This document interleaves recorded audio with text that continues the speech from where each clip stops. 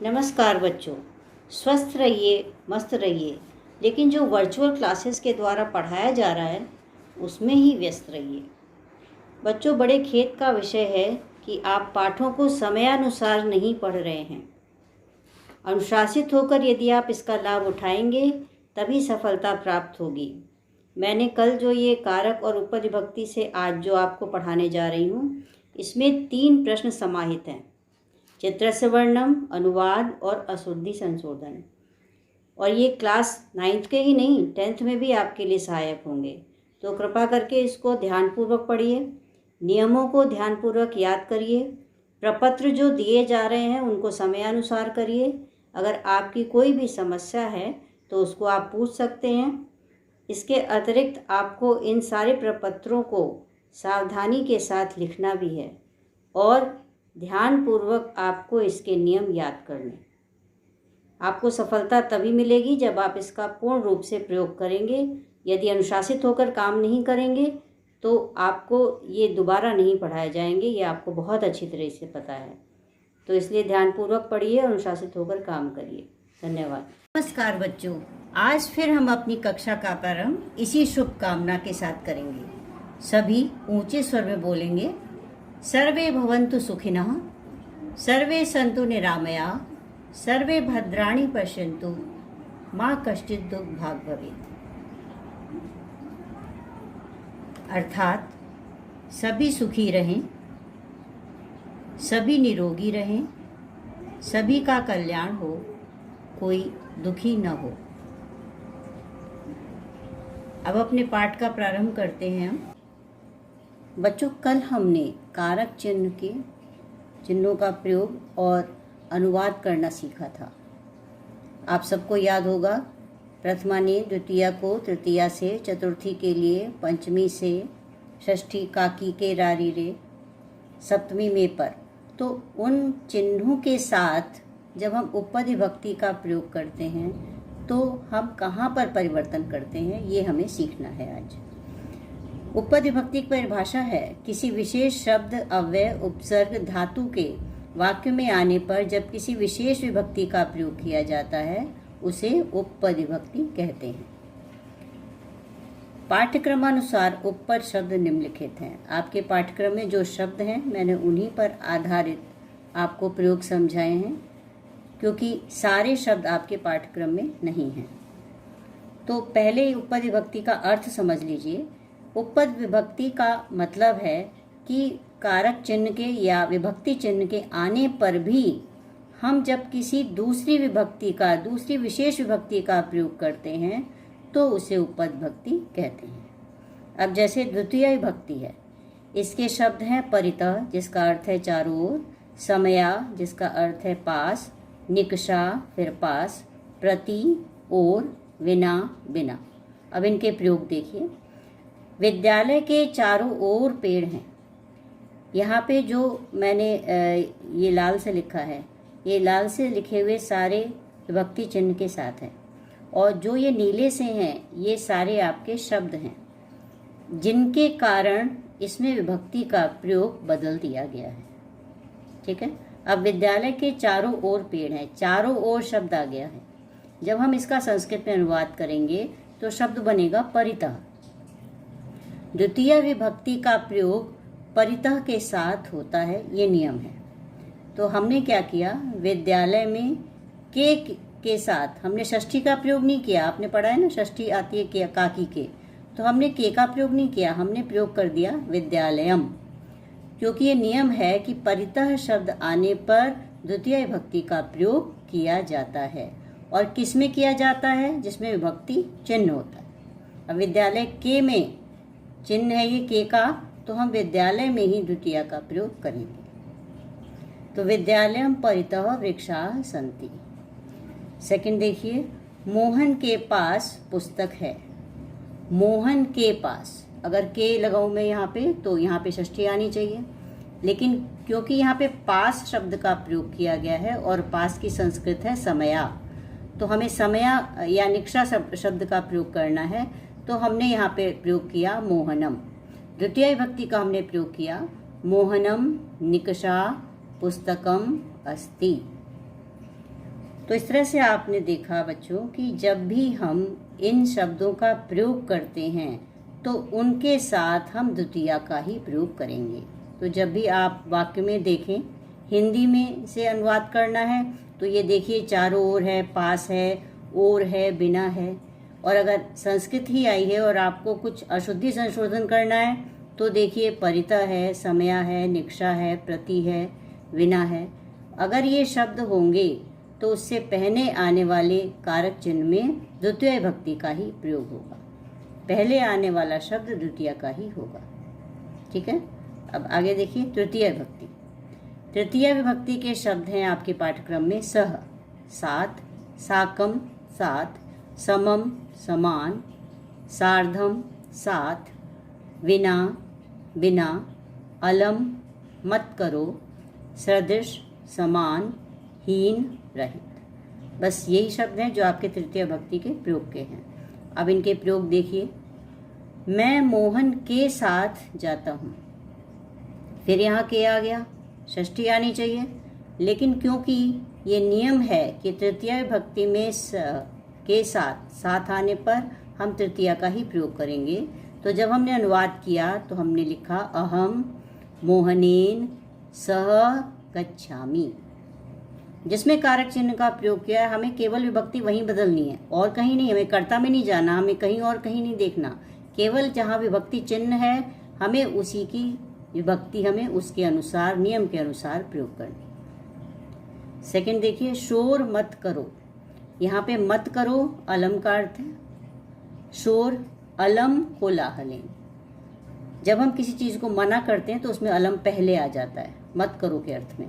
तो यहाँ पे हमने अलम पहले ले लिया और कोलाहलेन में हमने तृतीय विभक्ति का प्रयोग कर दिया। तो इस तरह से देखिए आप तृतीय विभक्ति का प्रयोग उपपद विभक्ति के कारण हमने यहाँ पे कोलाहलेन तृतीया का प्रयोग किया। नेक्स्ट चतुर्थी विभक्ति। चतुर्थी विभक्ति में केवल धातुएं हैं आपके पाठ्यक्रम में। रुच अच्छा लगना, दा देना, नमः नमस्कार करना और कुप क्रोधित होना। यहाँ पे केवल ये 4 धातुएं हैं जिनका प्रयोग हम करेंगे, तो हम चतुर्थी विभक्ति का ही प्रयोग करेंगे। चतुर्थी विभक्ति का प्रयोग करने के लिए हमें ये देखना है कि धातु क्या है। जैसे गोपाल निर्धन को वस्त्र देता है, अब देने के अंतर्गत तो हमें दा धातु का ही प्रयोग करना पड़ेगा ना। तो जब हम दा धातु का प्रयोग करेंगे तो हम निर्धन को में चतुर्थी विभक्ति का ही प्रयोग करेंगे। तो इसलिए जब हमने इसका अनुवाद किया तो हमने किया गोपालः निर्धनाय वस्त्रम यच्छति। या हमें वस्त्र में कोई परिवर्तन नहीं करना, हमें परिवर्तन करना है जिसमें कारक चिन्ह लगा है। बच्चों ये ध्यान दीजिए, क्योंकि आप बार बार यही पूछते हैं कि हम विभक्ति किसकी बदलें। तो चिन्हों पर ध्यान दीजिए कि जहाँ पर चिन्ह है, जिस शब्द के साथ कारक चिन्ह लगा है या विभक्ति चिन्ह लगा है, हमें केवल उसी की विभक्ति बदलनी है। उसी की विभक्ति को हमें नियम के अनुसार प्रयोग करना है। तो निर्धन को वस्त्र देता है, तो निर्धनाय में चतुर्थी का हमने प्रयोग किया, निर्धनाय वस्त्रम यच्छति। नेक्स्ट देखिए, शिव को नमस्कार। अब शिव को आने के कारण यहाँ द्वितीया आनी चाहिए थी, क्योंकि प्रथमा ने द्वितीया को, तो लेकिन हमने, क्योंकि ये नियम है नमः के साथ चतुर्थी भक्ति का प्रयोग होगा, तो नमः शिवाय, शिव का चतुर्थी भक्ति आ गई यहाँ पे, शिवाय, शिवाय नमः। नेक्स्ट देखिए पंचमी विभक्ति। इसके शब्द हैं विना, इसका अर्थ है बिना, बही बाहर, भी डरना, रक्ष रक्षा करना। पहला वाक्य है प्रयोग में, ज्ञान के बिना जीवन व्यर्थ है। ज्ञान के बिना, अब देखिए बिना शब्द कहाँ आया, ज्ञान के साथ है और के यहाँ पे विभक्ति चिन्ह लगा हुआ है, तो हमने यहाँ पर प्रयोग किया पंचमी भक्ति का, क्योंकि बिना के साथ हम पंचमी का प्रयोग करते हैं। बच्चों वैसे बिना के साथ 3 विभक्तियों का प्रयोग होता है, द्वितीया तृतीया और पंचमी का भी प्रयोग होता है। तो अगर हम द्वितीया तृतीया का भी प्रयोग करते हैं तो भी मान्य है, और ने यहाँ पे पंचमी का प्रयोग आपको बताया है। तो ज्ञानात बिना जीवनम व्यर्थम अस्ति। नेक्स्ट, चोर सैनिक से डरते हैं। अब यहाँ पे मैंने बताया आपको भी, डरने के अर्थ में पंचमी आएगी, तो जहाँ भी डरना होगा वहाँ किस में, जिसमें विभक्ति चिन्ह है उसके साथ वाले शब्द में पंचमी का प्रयोग करेंगे। तो प्रयोग आया चौराह सैनिकात भीता संति। नेक्स्ट देखिए षष्ठी विभक्ति। षष्ठी विभक्ति में शब्द हैं ऊपरी ऊपर, अधः नीचे, पुरतः सामने, पृष्ठतः पीछे। अब इसके प्रयोग देखिए। पेड़ के नीचे पत्ते हैं। पेड़ के नीचे, अब के शब्द जो आया है नीचे से पहले आ गया और यहाँ पर आया है पेड़, तो हमने नीचे की संस्कृत अधः लिखी है और पेड़ के संस्कृत बना दी वृक्षस्य। इसमें जितने भी ये प्रयोग हैं इन सब के साथ आपको के मिलेगा, क्योंकि इसका षष्ठी विभक्ति मान्य है क्योंकि वो क्रिया आधारित होती है। तो इसलिए यहाँ पर पेड़ के नीचे पत्ते हैं, वृक्षस्य अधः पत्राणि सन्ति, जो षष्ठी का ही प्रयोग आपको सामने दिखाई भी दे रहा है। तो ये सारे प्रयोग ऐसे ही आएंगे अधिकतर, के सामने, के पीछे, के सामने, के नीचे और के ऊपर। तो ये आपको जल्दी से समझ में भी आ जाएगी। के का प्रयोग किया गया तो के साथ षष्ठी का हमने यहाँ पे प्रयोग कर दिया। नेक्स्ट है सप्तमी भक्ति। स्नेह, स्नेह करना, निपुण, कुशल, विश्वस, विश्वास करना। केवल ये 3 शब्द हैं जो आपके पाठ्यक्रम में। तो राम मोहन से स्नेह करता है। अब से आ गया तो यहाँ पे या तो तृतीया आनी चाहिए, है ना। तो यहाँ पे तृतीया नहीं आएगी क्योंकि ये नियम है कि स्नेह शब्द के साथ हम सप्तमी का प्रयोग करते हैं। तो रामः मोहने स्नेहयति। मैं संस्कृत के लिए निपुण हूँ। संस्कृत के लिए निपुण हूँ, चतुर्थी आनी चाहिए। तो यहाँ पे शब्द आ गया, सप्तमी ही आएगी निपुण के साथ, अहम संस्कृते निपुणा अस्मि। नेक्स्ट, धूर्त लोगों का विश्वास नहीं करना चाहिए। धूर्त लोगों का, अब यहाँ पे षष्ठी आनी चाहिए, लेकिन क्योंकि नियम है कि विश्वस के साथ सप्तमी भक्ति का ही प्रयोग किया जाएगा, तो इसलिए यहाँ पे शब्द आया धूर्तेषु जनेषु। बच्चों यहाँ पे धूर्त में भी हमने विभक्ति चेंज की है, क्योंकि आपको पता है कि जिस विभक्ति वचन का कर्ता होगा विशेषण और विशेष होगा ये, तो इसकी विशेषता बताने वाला शब्द भी उसी विभक्ति उसी वचन का होगा। तो इसलिए धूर्त शब्द यहाँ पे विशेषण है। विशेषण होने के कारण हमने जनेषु में प्रयोग किया, तो धूर्तेषु में भी हमने सप्तमी का प्रयोग किया। तो इस तरह से यहाँ पे शब्द बन गया धूर्तेषु जनेषु माँ विश्वसेत। माँ का अर्थ है नहीं करना चाहिए, तो माँ विश्वसेत, विश्वस धातु के कारण यहाँ पे सप्तमी का प्रयोग हो गया। तो बच्चों इस तरह से आपने देखा कि किस विशेष शब्द के कारण हमने विशेष विशेष विभक्तियों का प्रयोग किया है। आपके पाठ के अंतर्गत पाठ्यक्रम में यही शब्द है। तो सबसे पहले आपको ये याद करना है नियम, जो मैंने तृतीय विभक्ति चतुर्थी विभक्ति के साथ जो शब्द दिए हैं इनको आप बहुत अच्छी तरह याद करेंगे।